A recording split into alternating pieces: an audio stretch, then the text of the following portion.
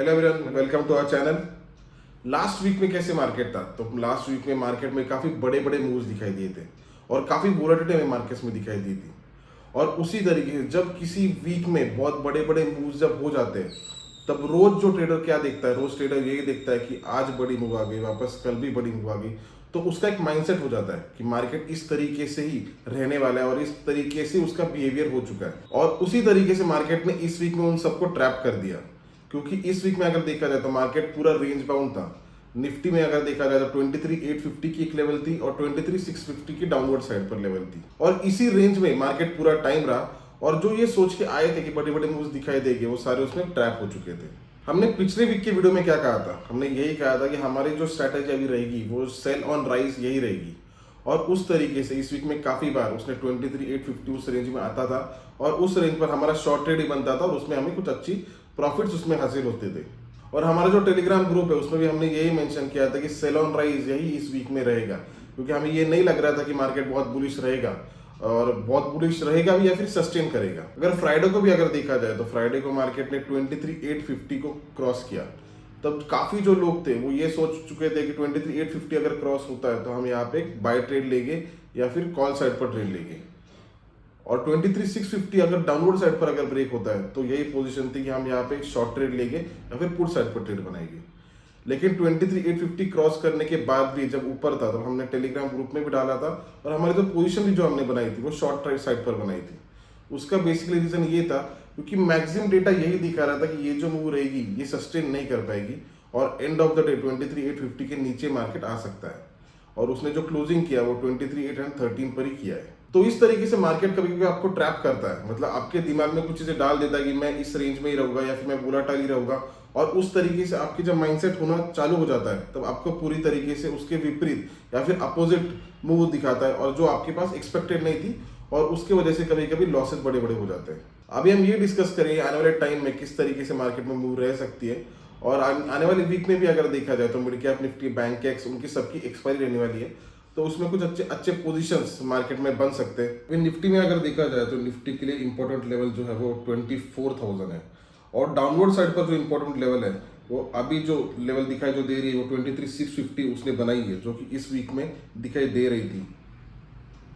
लेकिन मैं फिर भी 23,650 को नीचे का सपोर्ट नहीं मानूंगा, क्योंकि वापस ऐसे हो सकता है जैसे कि अपवर्ड साइड पर उसने क्या किया फ्राइडे को, कि उसने 23,850 को अपवर्ड साइड पर ब्रेक किया और लोगों को वापस उसने ट्रैप किया, क्योंकि क्लोज उसके नीचे ही 23,813 पर उसने वापस क्लोज दिया। तो जैसे कि अपवर्ड साइड पर उसने ट्रैप किया था कि 23,850 इसी रेंज में वो टिका हुआ था और इसको ब्रेक नहीं कर रहा था, और उसमें फ्राइडे को उसने अपवर्ड साइड पर इस मूव में इसको ब्रेक किया और वापस वहां से डाउनवर्ड साइड पर क्लोज उसने दे दिया।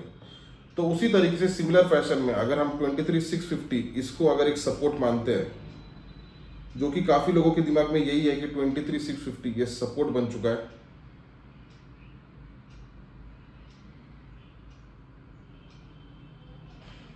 लेकिन अगर जो मूव अपवर्ड साइड पर हुई वो सेम मूव डाउनवर्ड साइड पर भी हो सकती है। वो किस तरीके से हो सकती है कि 23,650 ब्रेक हो और वापस वो वहां से बाउंस बैक आए और अपवर्ड साइड पर वो सस्टेन करे।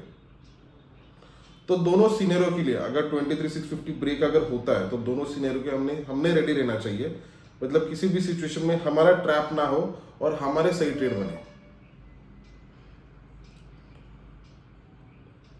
और प्रॉफिट अगर होता है तो ज़्यादा से ज़्यादा प्रॉफिट लेने की कोशिश हो, और अगर लॉस होता है तो कम से कम लॉस हो। तो इसमें मुझे इसकी वजह से ये लगता है कि 23,650 में इसको सपोर्ट नहीं मानूंगा। मैं जो सपोर्ट मानूंगा मैं 23,550 इसको मैं सपोर्ट मानूंगा।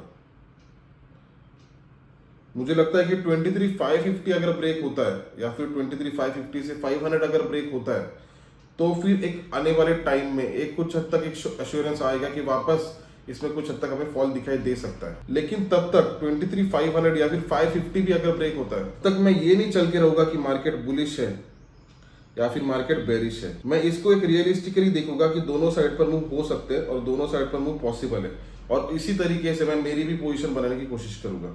तो सबसे पहले जो मेरी मूव रहेगी, मेरी मूव ये रहेगी, अगर निफ्टी डाउनवर्ड साइड पर अगर आता है 23,650 यहाँ पर अगर आता है निफ्टी, तो वहां पर मैं एक बाय ट्रेड लूंगा और मेरा जो स्टॉप लॉस जो रहेगा वो 23,600 ये मेरा स्टॉप लॉस रहेगा, मतलब 50 पॉइंट्स का मेरा स्टॉप लॉस बन जाएगा। और ये 23,650 के बाद मेरा जो टारगेट जो रहेगा वो 23,800, ये मेरा टारगेट रहेगा, मतलब करीबन 150 पॉइंट्स का मेरा टारगेट बनेगा।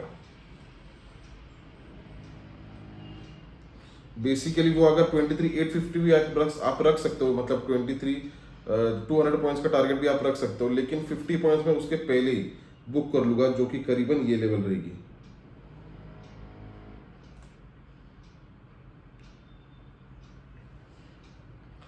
और छोटे छोटे ट्रेडिंग में ज्यादा करके देखूंगा। अभी बहुत बड़ी रैली के लिए मैं एक्सपेक्ट नहीं कर रहा हूँ। मैं एक्सपेक्ट तभी करूंगा अगर इधर साइड पर मार्केट अगर ब्रेक होता है और सस्टेन होता है। लेकिन तब तक अगर वो इंट्राडे मूव में अगर देता है तो मैं इंट्राडे मूव अगर होती है डाउनवर्ड साइड पर या फिर अपवर्ड साइड पर, तब मैं उसमें कुछ बड़ी पोजीशन ढूंढने की कोशिश नहीं करूंगा। और निफ्टी अगर 24,000 को अगर टच करता है या फिर 23,990 या 24,000 को, तब मेरा जो टारगेट बन जाएगा तो मैं उसमें एक शॉर्ट ट्रेड लूंगा और मेरा जो टारगेट रहेगा वो 23,850 रहेगा, जो कि ये जो क्रूशल जो लेवल थी ये मेरा टारगेट बन जाएगी। इसमें भी मैं 150 पॉइंट्स का टारगेट रखूंगा, क्योंकि मुझे नहीं लगता कि बहुत बड़ा टारगेट अभी रखना चाहिए, कुछ सेफ, क्योंकि वापस अगर छोटे अगर मूवमेंट होते हैं तो हमें वो मूवमेंट मिलनी चाहिए। तो फिर हम बड़े मूव एक्सपेक्ट करने के कारण वो वोलेटिलिटी में रहेगा और ना जहाँ पे हमें प्रॉफिट ले सकते थे वो भी हमसे मिस हो जाएगा। और इसमें निफ्टी अगर 23,550 के नीचे, मतलब जो हमारी जैसे जिस तरीके से बात हुई थी 650 के बाद वापस ट्रैप में निकल सकते हैं, तो 23,550 ये हमारी एग्जैक्ट लेवल रहेगी। और 23,550 अगर ब्रेक होता है तो वापस इसमें एक शॉर्ट ट्रेड बनेगा और इसका मेरा जो टारगेट रहेगा वो 23,300 रहेगा, मतलब ये जो लेवल है ये मेरा टारगेट बन जाएगी। इसमें जो मूव जो रहेगी वो करीबन 250 पॉइंट्स की मूव मैं इसमें एक्सपेक्ट करूंगा, जो कि मुझे लगता है कि इसमें मिल सकती है अगर ये लेवल अगर ब्रेक होती है तो। और उसके बाद अगर देखा जाए तो उसके बाद अपवर्ड साइड पर ट्रेड में तभी बनाऊंगा जब 23,650 अगर टच होता है, तो फिर उसमें मेरा एक अपवर्ड साइड पर ट्रेड रहेगा, जो कि मैंने आपको बता दिया था। और सेकंड जो मेरा अपवर्ड साइड पर ट्रेड बनेगा वो तब बनेगा अगर 24,000 के ऊपर, इस लेवल के ऊपर अगर निफ्टी सस्टेन होता है, तब फिर वापस मेरे अपवर्ड साइड पर ट्रेड बनेगा और उसका जो मेरा टारगेट रहेगा वो 24,300, ये जो लेवल है जो 24,300 है, ये बन जाएगा मेरा टारगेट। तो ये मेरी मूव रहेगी आने वाले टाइम में निफ्टी में। और बैंक निफ्टी में अगर देखा जाए, बैंक निफ्टी में भी उसी तरीके से बैंक निफ्टी ने जो इंपॉर्टेंट जो लेवल थे कभी कभी उसको ब्रेक किया और दिखाया कि मैं अपवर्ड साइड पर रहने वाला, लेकिन वो कभी भी सस्टेन नहीं हुआ और 51,400 के नीचे ही उसने जो क्लोजिंग दी है या फिर 51,500 के नीचे ही उसने क्लोजिंग दी है। बैंक निफ्टी में जो इंपॉर्टेंट लेवल्स है वो हमारे लिए ये है कि 52,200 ये एक इंपॉर्टेंट लेवल रहेगी और 52,000 ये भी एक काफी इंपॉर्टेंट लेवल रहेगी, मतलब 52,000 से लेके 52,200 तक वहां पे एक रेजिस्टेंस जोन हमें रहेगा। तो इसमें हमारे पोजीशंस कब बनेंगे, तो इसमें पोजीशंस हमारे तब बनेंगे अगर 50,500 इसको वापस अगर वो टच करता है तो यहाँ पर मेरा एक बाय ट्रेड बनेगा जो कि 50,500 ये लेवल है। और मेरा जो स्टॉप लॉस जो इस लेवल में रहेगा वो करीबन 50,350 ये मेरा स्टॉप लॉस रहेगा। और मेरा टारगेट जो रहेगा वो वापस 51,500 ये मेरा टारगेट रहेगा।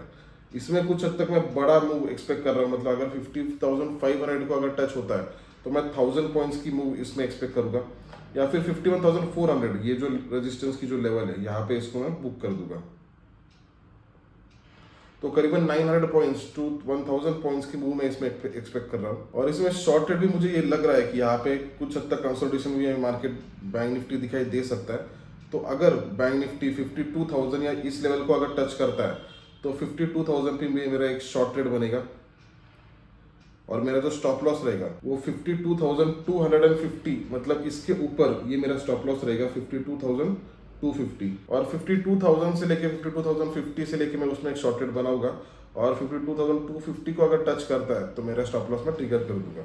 और मेरा जो टारगेट रहेगा वो बहुत बड़ा टारगेट उस मूव में नहीं रखूंगा, उसमें मैं 51,500 मतलब 500 पॉइंट्स की मूव का मैं उसमें टारगेट रखूंगा, जो कि ऑलमोस्ट यही लेवल है। बैंक निफ्टी में बड़ी मूव मैं तब एक्सपेक्ट करूंगा डाउनवर्ड साइड पर, अगर ये जैसे कि जिस तरीके से 50,500 था, लेकिन फिर भी मैं 50,500 अगर डाउनवर्ड साइड पर अगर ब्रेक होता है और सस्टेन अगर होती है बैंक निफ्टी, तो मुझे लगता है कि आने वाले टाइम में वापस बैंक निफ्टी 50,000 के नीचे रह सकती है, मतलब 49,500 या फिर 49,000 तक भी बैंक निफ्टी जा सकती है। लेकिन वो पहले 50,500 के नीचे अगर वो सस्टेन करती है वो हमें देखना होगा। तो ये सारे मूव्स रहेंगे निफ्टी और बैंक निफ्टी में आने वाले टाइम के लिए। और आई होप ये वीडियो आपके लिए बेनिफिशियल, आपकी ट्रेडिंग अच्छी रहे। Thank you.